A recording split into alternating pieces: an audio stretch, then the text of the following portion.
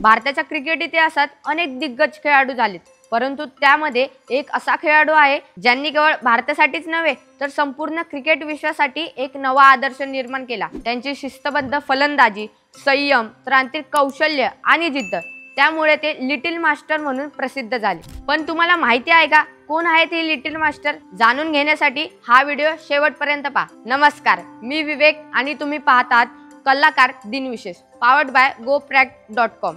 मित्रांनो, little master म्हणून ओळखले जाणारे भारतीय क्रिकेट विश्वातील दिग्गज खेळाडू आहेत सुनील गावस्कर। त्यांचा जन्म 10 जुलै 1949 रोजी मुंबईत झाला।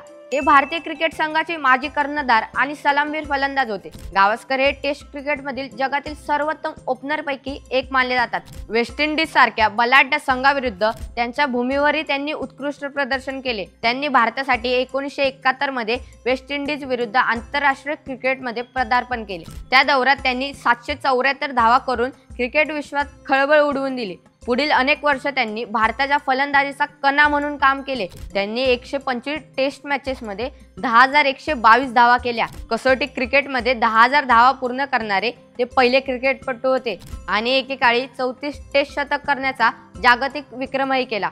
त्यांचे एक वैशिष्ट्य म्हणजे त्यांनी बॅटिंग करताना कधीच हेल्मेट वापरले नाहीत। त्यांनी वेगवान गोलंदाजांचा निर्भीडपणे सामना केला।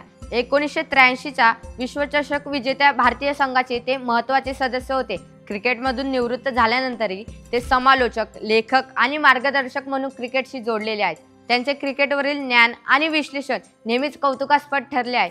त्यांना भारत सरकारने पद्मभूषण आणि अर्जुन पुरस्काराने सन्मानित केले आहे। सुनील गावस्कर यांनी भारतीय क्रिकेटला एक नवी ओळख मिळवून दिली आणि अनेक युवा खेळाडूंना प्रेरणा दिली। ही विशेष माहिती तुम्हाला आवडली असेल तर हा व्हिडिओ लाईक करा, शेअर करा आणि आपल्या कलाकार यूट्यूब चॅनलला सबस्क्राईब करा।